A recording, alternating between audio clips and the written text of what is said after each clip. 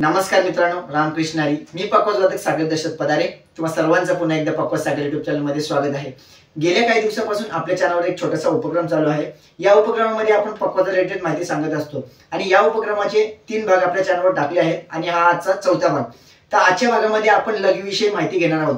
त्याआधी मी तुम्हाला उपक्रमाची माहिती सांगतो की आपण उपक्रमाच्या पहिल्या भागामध्ये भजनी टेक्याची माहिती घेतली, इन डिटेल माहिती घेतली आहे. भजनी टेक्याचे बोल, भजनी टेका कसा वाजवायचा, भजनी टेक्याची प्रॅक्टिस कशी करायची व त्यानंतर भजनी टेक्याचे प्रकार दुसऱ्या भागामध्ये पाहिले आहेत. तिसऱ्या भागामध्ये आपण उठावून पाहिले आहे आणि आज आपण 4थ्या भागामध्ये आलो आहोत आणि या भागामध्ये आपण लघवीविषयी माहिती घेणार आहोत. तर मित्रांनो, जे कोणी नवीन असतील त्यांनी कृपा करून आपल्या चॅनल सबस्क्राइब करा, व्हिडिओला लाईक करा आणि कमेंट मध्ये मला तुमचा प्रतिसाद कळवा. तर मित्रांनो, आपण चला व्हिडिओला सुरुवात करूया. तर सर्वात प्रथम मी तुम्हाला लघी म्हणजे काय व लघी कशाला म्हणतात व लघी कशा प्रकारची असते हे तुम्हाला मी पक्वाजावर दाखवतो व त्यानंतर आपण लघीच्या बोलाला सुरुवात करूया.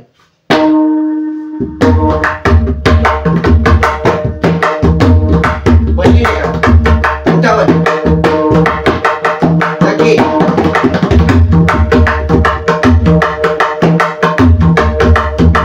याला लघी म्हणतात.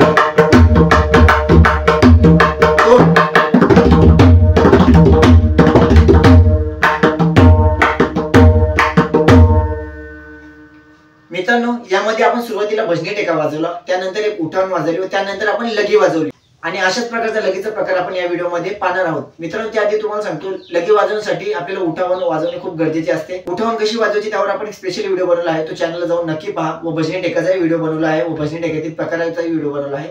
ज्यांनी कोणी ती व्हिडिओ पाहिली नसेल तर चॅनल जाऊन नक्की पहा व व्हिडिओ आवडल्यास व्हिडिओला लाईक करा, कमेंट करा आणि चॅनलला सबस्क्राइब करा.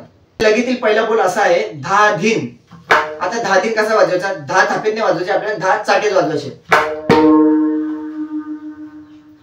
शाईपुढे न वाजवायचं, न म्हणजे चाट मारायची. आता बऱ्याच जणांना चाट विषयी बऱ्याच शंका असतील. चाट म्हणजेच न होय व न म्हणजेच चाट होय. या रिलेटेड पण आपण एक स्पेशल व्हिडिओ बनवला आहे, तो चॅनल जाऊन नक्की पहा. शाईपुढ्यावर सुरुवातीला न मारायचं, न म्हणजे चाट मारायची व धुमपुड्यावर खुला ग मारायचा, ग ग. आणि या दोघांचा एकत्रित आघात 10 वाजतो. धा धा धा. चाटीतल्या 10 वाजवायचे, थापेतल्या 10 वाजवायचे लगीसाठी. चाटीतला धा धा. त्याच्या पुढे धिन. धिन कसा वाजवायचा? मागच्या व्हिडिओ मध्ये मी सांगितलं तरी पुन्हा एकदा सांगतो. धिन बघा, शाईपुढं धिन धिन धिन धिन धिन धिन. आपली तर्जनी लवेवर मारायची. धिन धिन धिन धिन धिन धिन धिन.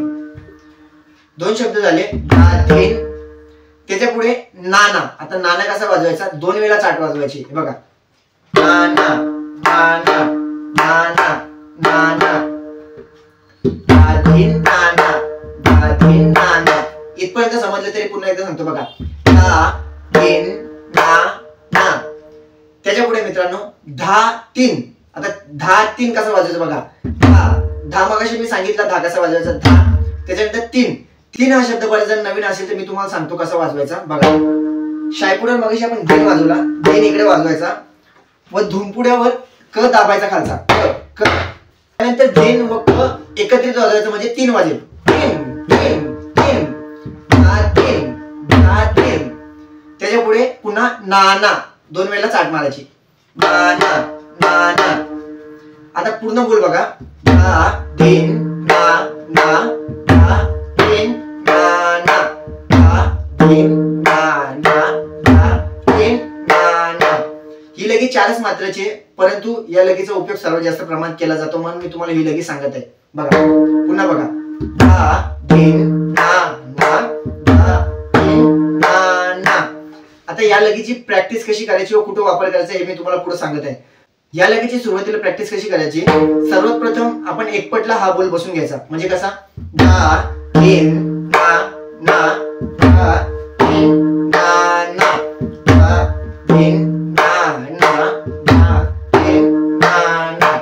अशा प्रकारे एकपटला बोल व्यवस्थित बसल्यानंतर दुप्पट बोल वाजवायचा. आता दुप्पटला कसं वाजवायचं बघा, धा धिन ना ना धा धिन ना ना धा धिन ना ना धा धिन ना ना धा धिन ना ना धा धिन ना ना. आता दुप्पटी व्यवस्थित जर बसली त्यानंतर तिप्पट वाजवायची. कशी वाजवायची? धा धिन ना ना धा धिन ना ना धा धिन ना ना धा धिन ना ना धा धिन ना ना धा धिन ना ना. व तिप्पटी व्यवस्थित बसली म्हणजे एकपट दुप्पट तिप्पट व्यवस्थित बसली तर चौपट वाजवण्याचा प्रयत्न करायचा. बघा,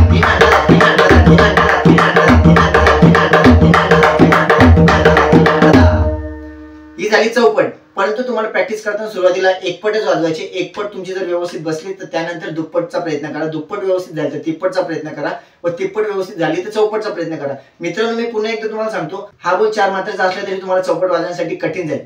त्यासाठी तुम्ही एकपटलाच प्रॅक्टिस करा. बोल व्यवस्थित बसवा व त्यानंतर तुम्ही चौपटमध्ये हा बोल बसवा.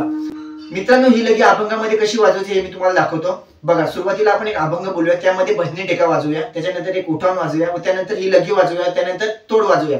एक छोटासा अभंग बोलतो म्हणजे तुम्हाला लगी कशी वाजवायची व कुठे वापरायची हे पूर्णपणे समजेल. बघा. सुंदर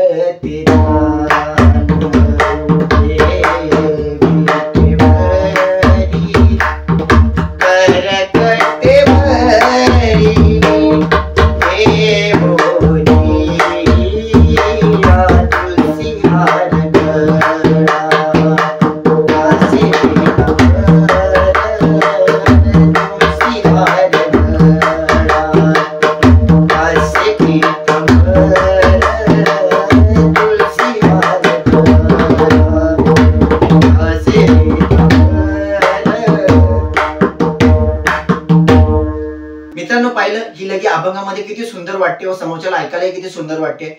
परंतु त्याआधी तुम्हाला या लगीची व्यवस्थित प्रॅक्टिस करावी लागेल. त्यानंतर ही लगी तुम्हाला अभंगामध्ये वाजवता येईल. आपण सुरुवातीला भजनी टेका वाजवला, त्यानंतर एक उठावन वाजवलं, त्यानंतर लगी वाजवली व त्यानंतर तोड वाजवली.